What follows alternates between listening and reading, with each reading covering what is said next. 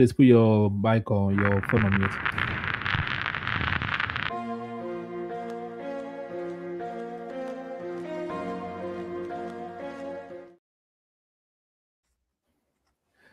Yes, my people, what's going on?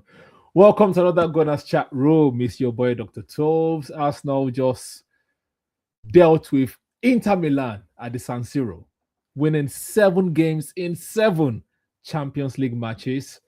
First time we've done that ever, so that's good, good. And also our strikers, both strikers scored. Jesus, 2 goals, Gyökeres, 1 banger, and we can now relax for the final game of the Champions League against Kairat. I'm not doing that yet. But yeah, we got Johnny Boy in the building. How are you feeling today, Johnny Boy? I'm happier today, better than last weekend. So happy. Arsenal went to Inter Milan, a tough ground, and came out with the 3 points. Like you said, 7 in 7, highest goal scorers, least goals conceded, changed side, and still won. Despite all the noises from Makanji try to downgrade Arsenal, but we showed him who's boss. So Mhm. I'm happy. Yeah, I'm happy with the performance as well. I think you were saying on Run of Play podcast, before we went live on Run of Play podcast, that you don't want Arsenal to start strong or play the first 11. Are you not happy that they like all of the main 11 Especially, featured at the end of the day? I was say, I was more like I didn't want to see certain players starting. Rice, I think I said Rice, Timber. I think I mentioned who did I said Rice, Timber. There was one other person I mentioned. I think Gabriel. No, I was okay Mhm. with Gabriel starting. I think it was especially Rice and Timber. They were the two major people I was concerned with because of injury and lack of cover in their positions. And I was happy. I understood Saka playing because Saka didn't start at the weekend. So him starting, him and Trossard starting made sense. I was happy with the lineup because, like I said, Saka played like 35 minutes last weekend, so he needed the minutes. Trossard the same way. He made the changes. Rice didn't play. Odegaard, thank God, didn't play. Yeah. Um, Gabriel rested this time around. Mosquera was back. MLS was playing. So I was happy with the lineup. I was surprised he went that strong, but it was a good lineup all in all. And Arsenal delivered. Rice, Saka stepped up. Jesus had a wonderful game. Trossard, it was okay. Zubimendi, I think we are beginning to see why he's more suited to me. He's more suited to the Champions League than the Premiership because in Champions League he creates the time and space to dictate play. Yeah. Not too much. There's not too much bullying in Champions League like that. Premiership is you have to be physically strong to be Yeah. able to survive Premier League. But the Champions League, I think Champions League is more about your footballing IQ. If you have good footballing IQ, you can make it in the Champions League. You can dictate play, and you can see that Yeah. with him in the Champions League. Mosquera had a good game. Definitely. Saliba, Osis at Shaw, Timber good. I was very impressed with MLS. He has had a shaky time the last couple of weeks, but today he came. I would say back to his best, but it was like a 7 for me today. So all in all, wonderful performance from the boys. Yeah. Seven wins, 7. So that's good. Yeah, I was happy with the performance as well. I'm not going to lie. The starting 11, just like you, I was surprised. I was expecting to see Madueke at some point. Madueke did not come on. But if Madueke had come on, maybe Gyökeres would not get the goal that he got. I know that the assist is not technically is Saka's assist technically, but Saka did not intend to pass the ball to Gyökeres. I don't know why. Maybe He they have just like felt an his lap. internal beef or something. Because even the celebration, like yeah, he celebrated like a group hug, but it's not like a handshake because obviously he knew he was not trying. It was not. He didn't mean to pass to Gyökeres, but To it was him. at least they Gyökeres also what like what now gave him an olive branch to give him that pass. But Yeah. he did not control the ball well. But at least Gyökeres got a banger. I was happy that Gyökeres got his goal from open play. Apparently, this is his second goal from open play in a very very long time in 13 matches. So at least hopefully that gives Damn. him confidence against against United at the weekend. Jesus scoring 2 goals, 2 bangers. That was good as well. The first goal, obviously, good awareness because Timber's shot was not going anywhere, but he actually directed it into the 18-yard box. That's a proper poacher's goal. I like that from Jesus. The second goal as well was well worked. well worked set piece, Saka to Trossard putting the ball back in the danger area, and then Jesus finishing it. So our two strikers that played today got their goals. I was really happy about that. And Giga repping this guy, Gyökeres Worldy. Long may it continue. Yeah, he scored a bang. I don't know if it was as if I want to compare it to that Sukik's goal. I think Sukik's one was more of a Worldy than Gyökeres' one, but we'll take it. We'll take it. Two We'll take it. bangers. We'll take it two bangers. But yeah, I'm talking about your guy, Eze. You like Eze a lot. Like, what do you think about Eze's performance today, man? It was a bang average performance for me.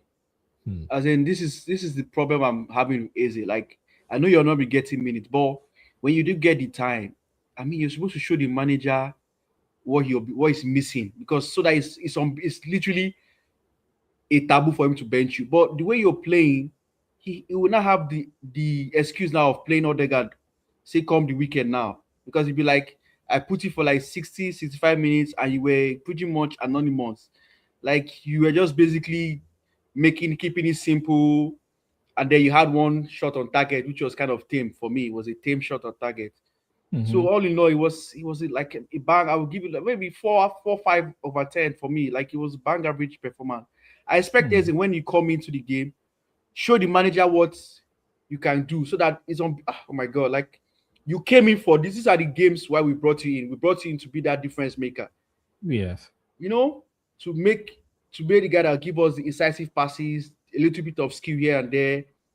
But you're not giving us that. Since your hat trick against Tottenham, you've gone anonymous. Like, Yeah, nobody has I heard think about you. I don't know what's it's happening. having a existential crisis. Really, Eh, what I mean by that is because obviously at Crystal Palace, he's never on the bench. He's always playing, and then at Arsenal, he's on the bench. So he's like, what am I doing wrong? I'm sure it's like questioning himself, and that's affecting his performances as well because he's not giving his best. He's playing the way Odegaard to me. He's playing to me the way Odegaard played last season, where Odegaard would be hiding like behind in between players so they don't pass the ball to Do you him. think it's a lack of confidence though? Because Yeah, it's usually lack when of players confidence. hide from the ball, that's what Yes. it tells me that you're not Yes. confident. Even the shots, even the shot that he had, the shot that he played, same Very as team. well. Yeah, it was a team Yeah, effort. I think I was saying to you before we went live that usually when Arsenal sign players, especially under Arteta, I give them onto the next season. So this season I'm just going to like whatever happens. Get your guys understand the system, It's the understand the same, yeah. philosophy, understand the movement of a teammate, and the next season come with a banger. Because just like Calafiori last season, Calafiori was not that good. I know he got injured in the end, but this season he came out like a man on fire. Yeah. Man wanted to prove himself. So Eze will need this season, and as Giga says there, obviously Eze will need a run of play to get better. But he had a run of play before Odegaard came, and it was not better. But yeah, I don't know how many minutes he's going to get because, like from February, things are getting tougher, and he needs to get him like the games are getting tougher. He needs to get himself together. He needs to But I obviously we need to rotate more I of think in Odegaard. February we're gonna have like, is it February or March? We're gonna have like His 2 weeks. match We're gonna have like 2 weeks off because is it as we too? qualify, It will be staggered. now, we won't We'll have still be playing games. We'll be playing games, but it's not going to be like regular. It's yeah, United. It's United that I heard I don't have any games in. like almost a month, yes. Yeah. Like yeah, So that's a preseason for them. yeah. But yeah, we'll see how it goes, man. But I think that's one of the only negatives for today, Aze's performance. But let's come back to the okay. Jiga is saying something here, very important. We'll touch on it before we move on. So Odegaard has been poor, but it's never dropped. But Odegaard still like get the ball ticking in a way. Eze has Odegaard only not been plays because he's the captain. That's the truth. plays. I mean, like Eze today, did he retain performance at all? Anytime he didn't. gets the ball, He he to be fair. concedes performance a lot to me. Anyway, like concedes the ball a lot, possession a lot compared to Odegaard. Right, Odegaard sometimes yes, he just run, he's active, but it's not even just active. Like as you're passing to him, the ball is going back to the opposition team. So that's why same with when is going on loan as well. If you pass to them, like if it's not like ball to feet, they don't hold the ball up. They don't have the strength to hold the ball up. So it's difficult for them to play in Arteta's starting 11. But like I said, we'll leave the negative for now. Let's talk about the positive. Who impressed you the most? To me was Mosquera. I know Jesus got his goals. He'll be the man of the match. He will be the man of the match. He was in the forest in Nottingham. Like somebody said, he was in Anderson's pocket. But yeah, so for me, Mosquera impressed me the most because the amount of time that he stopped Marcos Thuram and the other guy, Luis Enrique, he put him off a couple of times. Between him and MLS, like to me, they were the ones that impressed me the most. Who impressed you the most in this game? Mosquera impressed me because somebody that's coming back from injury is his first game, I think in over a month, if I'm not wrong. So coming back, a tough fixture like this, he impressed me. Another guy that impressed me today too was obviously Jesus too. Mhm. Jesus was brilliant, holding up the play, bringing Arsenal players into play. Even his goals up, that sharpness. He showed a bit of sharpness today because his first goal was a little bit of football IQ and thinking, never giving up on Yes. a play. So that was his, and he was able to, even sometimes he was defending too. I noticed sometimes he was tracking back to help out defense. So all in all, it was a fantastic performance from Jesus. So Jesus and Mosquera to me were the standout performance for me. Yeah. Yeah. First of all, before I go on, please subscribe to Giga AFC on YouTube. I think it's the same name on all platforms, TikTok, Instagram, everywhere. He's everywhere. Subscribe to man like Giga. We'll be doing something on his channel soon. It was meant to be here today, but for some reason, internet things, problem with the internet. Technology is good, sometimes it's annoying. But yeah, Gyökeres scoring a banger. Do you think that will do something for his confidence going into the United game? As To Jiga be said, honest, it's a worldie. to be honest with you, I'm praying. I'm praying that it helps him to build for that game because we need him in that match. Arsenal cannot afford to draw that game. To be honest, we Mhm. cannot afford to draw against Manchester United. Already, Dogu has already put fire in the oven, saying that they are Mhm. going to come to Emirates to collect 3 points. I hope Ateta is playing that, is showing them that tweet or whatever, or the video right now, showing that they're already making noise. So let us quench that fire that they are trying to start up. So this game, we can't afford to mess up. Gyökeres hopefully should score because apparently there's a saying now that he doesn't score against the big boys. So wouldn't it be wonderful if he can get a goal against United to shut up those haters? So Yeah. hopefully it's a confidence builder. Thank God it's not like the one against Chelsea where they say it was a mistake, it was a tapping. At least nobody Mhm. can claim this one was a tapping now. This Yeah. is this is a wonderful striker's goal and an instinctive goal by Odd as well. Because he just shot the Yes. ball one time. He didn't even control it and just shot it. So it Yeah. shows that he still has that instinct of a striker. So that's a good thing. Hopefully it's a sign to go. Hopefully Saka too. This is building his confidence and other players as well. So yeah. He had a 1-on-1 today again, and yeah, what happened? Who Gyökeres? Yeah. Yes, remember I had the 1-on-1 that The one he shot we. up. Yes, The, yes, yes, yes. the one he blazed up. I mean, I'll put that to youthful exuberance. He just scored the goal, and the joy of scoring was still in his body. So, No, so no. he You know, just you know shot. the one that you know the one that Martinelli passed, like lobbed the ball. Oh yes, yeah. The That one was the one. That was the one that that's the one he they scored. skied. Yeah, yes, Yeah. yes, yes, yeah. So please, in the Premier League, I think people, for me, I didn't know that it was that slow. I thought he had like one of the fastest paces in the world, but I think he's not as fast Yeah, as because I he had the imagined that. opportunity to again this game today, Yeah, that's and what I'm he got saying. caught up too. Yes, yeah, Yeah, that's what you're I'm right. talking about. Yeah, so hopefully, hopefully I he think scores in that against scenario, United. what he needs to do is to play the ball across the defender because if he wants to do that, the defender cannot touch you. Rather Mm-hmm. than go straight, play it across the defender because if the defender touches, is a red card for him. So that way, Yeah. it kind of gives you a room. It gives you a room. The defender will not want to touch you. I think Because it's lack of confidence as well. I but if you think go in a he straight line, the defender will likely catch you. But if you go across him, hmm. he'll probably not want to touch you because if he touches you, is a red card. And he doesn't also have a very good first touch either. So I think that hinders him as well. Yeah. But yeah, Jesus should start for United. No, I don't think so. Nah, I won't start I do Jesus. not think so. No, because United right now under Carrick will come to attack like press and all those kind of high line. You think Everything. so? I don't think they will come to press or No, to I attack think us. they'll come to press. I think they'll come to press. It's an interim manager. It's like interim managers I don't think have any they'll play pressure us the on way them. say where they played City, which is sit back, try to counter. That's why I think they'll play Nah, against us now. I don't. They might Because do Arsenal is that. home. I do that. They might do that, but they'll not play like the way Liverpool play. They're not just going No, to they sit won't play. down. They will definitely not play They the have same way they play. they have Umbuemo, they have Ahmad, they have Cunha, they have Fernandez back in the number 10. Like, they have Meno, they have Lex in the midfield, so they want to press us high. If Jesus plays, Jesus likes to drop deep to come and link up play. We don't need that. We need someone to let Lisandro Martinez stay back in their 18. Let them stay. Let them be worried about Gyökeres, and so that we can expand the pitch a bit more. Maguire. And Maguire. Because you can't play high line with Maguire when Gyökeres is there. But if Jesus is there, he will have the confidence to push up a bit more. So no Jesus for United, please. You can play Jesus for the next game after. Would you start Havertz then?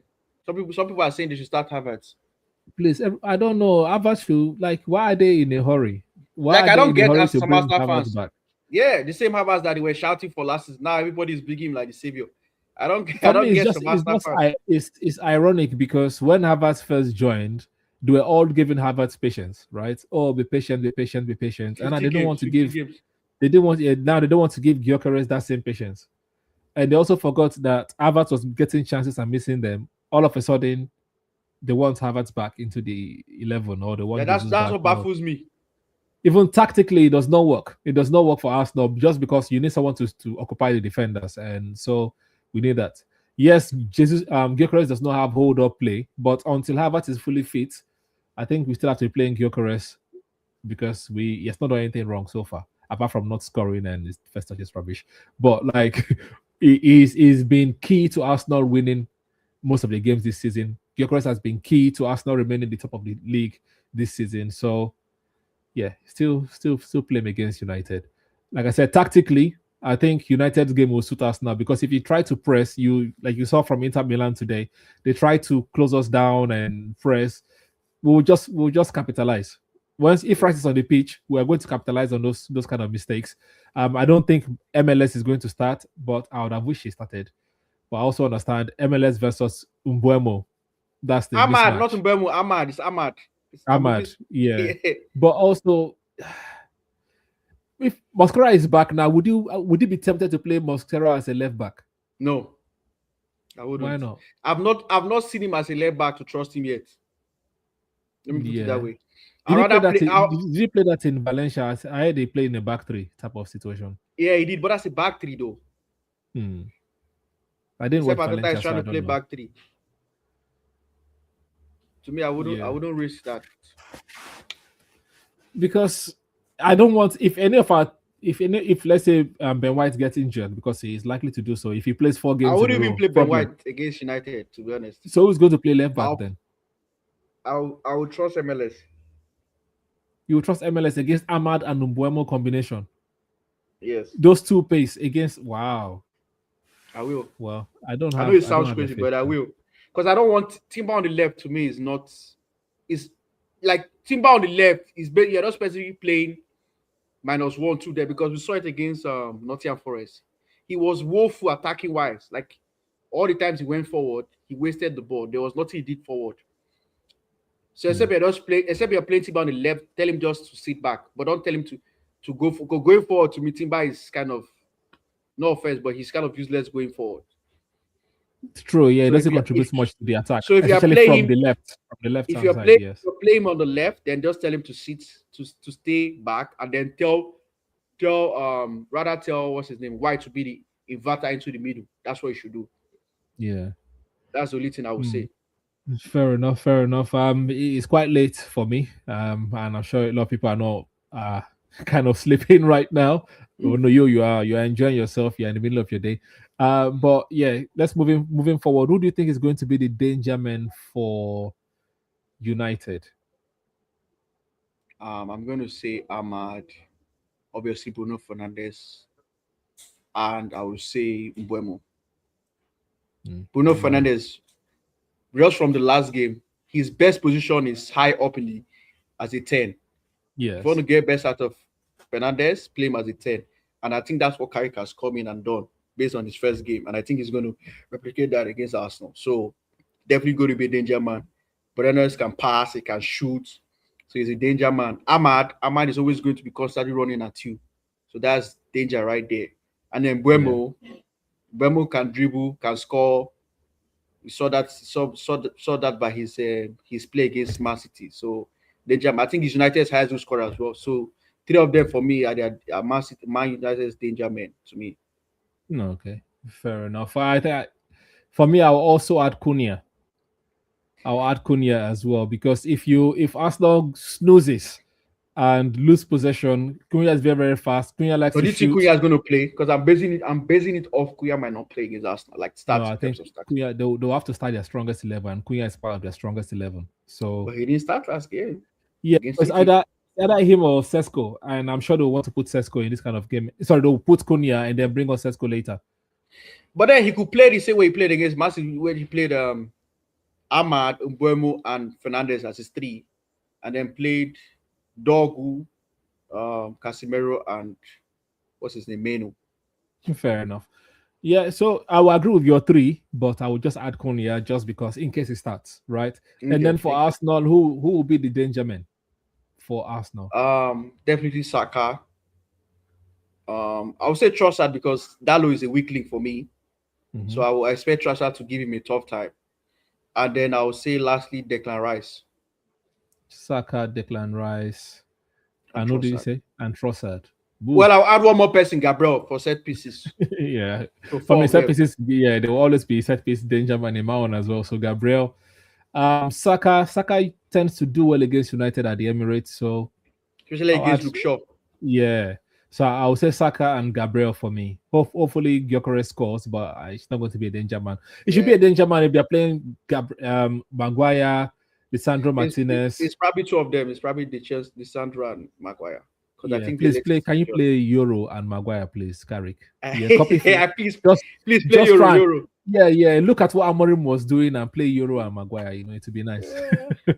But yeah, let's round up with your predicted 11. Who do you think would start this game? Based on the current availability, even though I heard Nkappi might be back for United game, but you know your manager keeps his cards close to his chest. But the rumors coming out I was reading today was that Nkappi might be fit. Mm-hmm. So I'm going to go based on him not being available right now.